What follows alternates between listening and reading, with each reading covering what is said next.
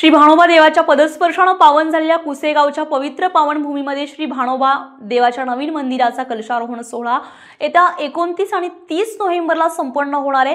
राज्यामध्ये देव दानव युद्ध म्हणून नावलौकिक असणाऱ्या श्री भानोबा देवाच्या यात्रेसाठी गावकरी सज्ज झालेत। याचा आढावा घेतला आमचे प्रतिनिधी किरण गायकवाड यांनी। पाहूयात किरण गायकवाड, स्टार महाराष्ट्र न्यूज, दौंड, पुणे। श्री भानोबाच्या कुसेगावमध्ये मोठ्या उत्साहात आगमन झालेलं आहे। येत्या 29 तारखेला श्री भानोबा मंदिराचे कलशारोहणाचा कार्यक्रम होणार आहे। तरी आपल्या समोर गावकरी आहेत, आपण त्यांना विचारूया कशा प्रकारे यात्रेची तयारी केलेली आहे। सर्व ग्रामस्थांनी मिळून श्री भानोबा मंदिराचं एक नवीन मंदिर बांधायचं या ठिकाणी हा संकल्प केला होता आणि जुनं मंदिर छोटं पडत असल्यामुळे या ठिकाणी एक भव्य दिव्य असं मंदिर बांधायचं या संकल्पानुसार आज हे मंदिर पूर्णत्वास आलेलं आहे आणि या ठिकाणी उद्या 29 आणि 30 तारखेला या ठिकाणी कलशारोहणाचा कार्यक्रम भव्य स्वरूपात होणार आहे। कलशारोहणाच्या कार्यक्रमानिमित्त उद्या सकाळी महापूजेचं आयोजन केलेलं आहे आणि त्यानंतर संध्याकाळी या ठिकाणी सत्संग आणि भजन संध्या हा कार्यक्रम आयोजित केलेला आहे। परवा दिवशी सकाळी रविवारी 30 तारखेला या ठिकाणी कलशारोहणाची मिरवणूक, कलशाची मिरवणूक गावामध्ये होणार आहे व त्यानंतर 10 वाजता कलश प्रवेश मंदिरामध्ये होणार आहे आणि हा प्रवेश झाल्यानंतर 11 ते 11:30 दरम्यान कलश मंदिरावर बसवणार आहोत। त्यानंतर छोटे माऊली यांचे कीर्तन, आळंदीचे छोटे माऊली यांचे मोठ्या प्रमाणात कीर्तन या ठिकाणी होणार आहे। बरेचसे संत महंत नाशिकवरनं, आळंदीवरनं आणि देऊवरनं हे संत महंत या ठिकाणी उपस्थित राहणार आहे आणि अतिशय मोठा कार्यक्रम या ठिकाणी होत आहे। त्यानंतर या ठिकाणी मोठा महाप्रसादाचा कार्यक्रम आयोजित केलेला आहे। सर्व ग्रामस्थांनी या मंदिराची पूर्णपणे तयारी केलेली आहे आणि हे मंदिर आता उद्यापासून भक्तांच्या सेवेसाठी, भक्तांच्या दर्शनासाठी उपलब्ध होणार आहे।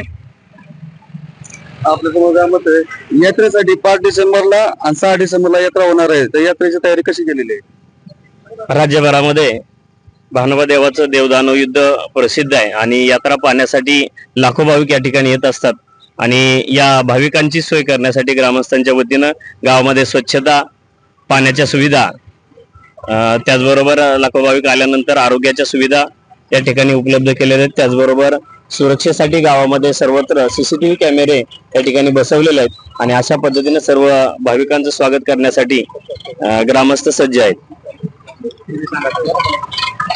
कलशारोहणासाठी प्रमुख उपस्थित कोण कोण आहे?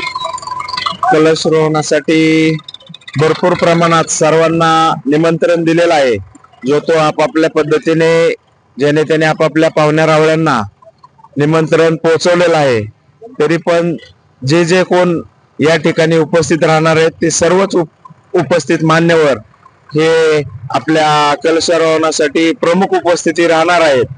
तरी सर्वांनी या कलशारोहण कार्यक्रमासाठी व येणाऱ्या 5 आणि 6 तारखेच्या यात्रेसाठी भरपूर प्रमाणात भाविक या ठिकाणी उपस्थित राहणार आहेत आणि त्यांची सोय ही ग्रामस्थांतर्फे ग्रामपंचायत मार्फत सर्व सुख सुविधा या ठिकाणी पुरवल्या जाणार आहेत।